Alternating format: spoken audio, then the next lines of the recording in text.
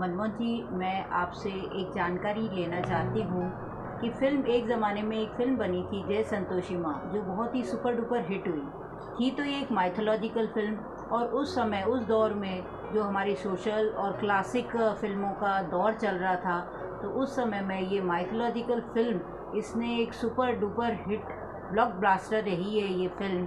तो इसके पीछे की कहानी क्या है, इसकी जानकारी अगर आपको हो तो हमें बताएंगे। देखिए, जय संतोषी माँ फिल्म का बनना यानी बनने से लेके रिलीज़ होने तक चमत्कार होते गए।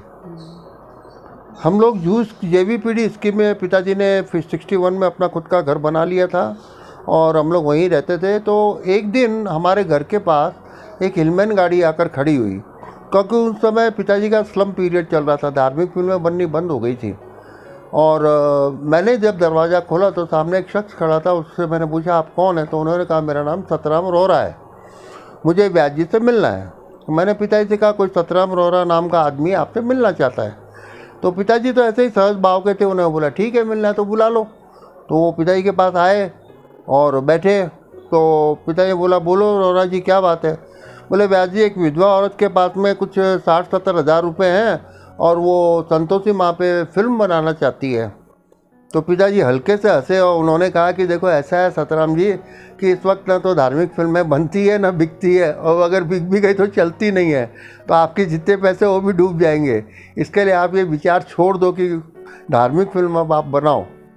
तो काफ़ी देर तक बातें चलती रही दोनों के बीच में, लेकिन बाद में जब वो सतराम जी जाने के लिए खड़े हुए तो उन्होंने पिताजी से कहा कि अगर आप मुझे एक बार प्रदीप जी से मिलवा दें तो आपकी कृपा होगी। तो पिताजी ने प्रदीप जी को फ़ोन किया और कहा कि भाई ऐसा ऐसा कोई एक प्रोड्यूसर आया है और वो आपसे मिलना चाहता है। तो प्रदीप जी ने कहा कि ले आओ, तुम मिलना चाहता है तो मिल लेंगे। और वो सतराम रोहरा जी को लेके प्रदीप जी के पास चले गए। प्रदीप जी ने भी यही बात कही कि भाई अब धार्मिक फिल्में बनती नहीं है, क्यों पैसा ख़राब कर रहे हो। तो उसके बाद में सतराम रोहरा ने वहाँ से भी हाथ जोड़े उनको और वो चला गया। रात को भद्राबेन, जो प्रदीप जी की पत्नी थी, उन्होंने कहा कि कौन आए थे। तो प्रदीप जी ने कहा कि कोई माता की पिक्चर बनाने के लिए प्रोड्यूसर आया था। मैंने तो ना कह दिया, क्योंकि उसके बाद इतने पैसे भी नहीं है, और अगर पैसे वो ले भी आएगा तो फिल्में धार्मिक बनती नहीं है, चलती नहीं है। तो मैंने उससे कह दिया कि विचार छोड़ दो। तो भद्राबेन बोली कि ऐसा है कि माँ की अगर पिक्चर आई है तो भजन तो आप लिख दो। तो प्रदीप जी ने कहा कि ठीक है, अगर भजन लिखना तो मैं लिख देता हूँ। तो प्रदीप जी ने रात को एक भजन लिखा और करीब 2-2:30 बजे रात को पिताजी को फ़ोन किया। और पिताजी घबरा गए कि प्रदीप जी का फ़ोन इतनी रात को कैसे आ गया। तो पिताजी को प्रदीप जी ने कहा कि देख, तेरे प्रोड्यूसर के लिए मैंने एक भजन लिख दिया है, क्योंकि तेरी भाभी मेरे पीछे पड़ गई थी, तो मैं भजन तेरे को सुना देता हूँ। तो प्रदीप जी ने लिखा, मैं तो आरती उतारूँ रे संतोषी माँ की, और पूरा उन्होंने गाना उनको पिताजी को सुना दिया। तो पिताजी का गाना तो बहुत बढ़िया लिख दिया आपने। तो प्रदीप जी बोले, लिख तो दिया है, लेकिन इसके पास पैसे नहीं, तो रिकॉर्डिंग कैसे करूँ मैं? तो पिताजी बोले, उषा मंगेशकर से करवा लो आप गाना, वो तो गा देगी। तो प्रदीप जी बोला, हाँ ये बात तुम्हारी सही है ब्रिजमोहन। एक प्रदीप जी भी पिताजी को ब्रिजमोहन ही कहते थे। तो दूसरे दिन सारा सेट किया गया, सतराम रोहरा जी को बुलाया गया, और जय संतोषी माँ का सबसे पहले श्री गणेश हुआ है तो ये आरती की रिकॉर्डिंग से ही हुआ है। उसके बाद में सतराम रोहरा कहीं से पैसे लाता गया और जैसे तैसे फिल्म पूरी करके उसने समाप्त की। अब वो उस फिल्म को बेचने के लिए निकला तो कोई एग्जीबिटर या कोई डिस्ट्रीब्यूटर कोई उसे हाथ लगाने तैयार नहीं। पिताजी और प्रदीप जी और RP जैसी जो इस फिल्म के कथाकार थे, ये एक जगह पे बैठक किया करते थे। तो विले पार्ला ईस्ट में एक वेंकटेश टॉकीज हुआ करता था, तो उसके जो मालिक थे वो भी कभी कभी इन लोगों से मिलने आ जाया करते थे। वो भरत जी का बड़ा फ़ैन था, तो प्रदीप जी का बड़ा फ़ैन था।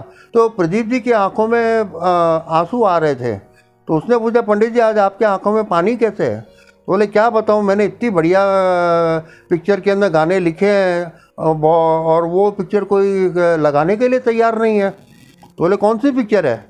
तो उन्होंने कहा, जय संतोषी माँ। बोले, कोई बात नहीं, परसों शुक्रवार है, आप मुझे उसका प्रिंट दिलवा दीजिए, मैं कमीशन के ऊपर लगा दूंगा उसको। तो सतराम राव को फ़ोन किया, सतराम ने प्रिंट निकाले ही नहीं थे।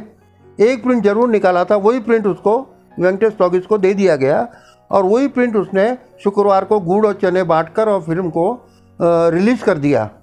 अब हालात ये हो गए कि जय संतोषी माँ सुपर डुपर हिट हो गई और प्रिंट घस गया तो भी वो चलाता रहा, प्रिंट वापस देने को तैयार नहीं। उसके बाद में तो चारों तरफ जय संतोषी माँ का कमाल ही हो गया, ऐसी सुपर डुपर हिट हो गई कि धार्मिक फिल्म के अंदर एक इतिहास बन गया कि ऐसी फिल्म तो कोई भी धार्मिक आज तक हिट नहीं हुई है और माँ संतोषी सब जगह छा गए। सबसे बड़ा चमत्कार ये हुआ कि मैं जीवन में कभी व्रत नहीं करता हूँ, कोई भी व्रत हो, जैसे हमारे घर के अंदर लेडीज डिपार्टमेंट व्रत करती रहती है, लेकिन मैं कभी व्रत नहीं करता हूँ। जब संतोषी माँ वेंकटेश टॉकीज में रिलीज़ हुई तो मैंने माँ को चैलेंज कर दिया। मैंने कहा कि अगर माँ ये पिक्चर हिट हो जाती है तो मैं 16 शुक्रवार जरूर करूँगा, और माँ ने आखिर में से 16 शुक्रवार करवा लिए मुझे करने पड़े 16 शुक्रवार। तो ये फिल्म बनने से लेकर रिलीज़ होने तक चमत्कार ही करती रही, और आज भी जब भी इसको फिल्म को हम देखते हैं वो एक चमत्कार से कम है ही नहीं। जी आपने ये बहुत अच्छी जानकारी दी, रोचक जानकारी दी, तो शायद कई हमारे दर्शकों को इसके बारे में पता नहीं था, और आपने हमारे साथ ये बात शेयर की, इसके लिए बहुत बहुत धन्यवाद।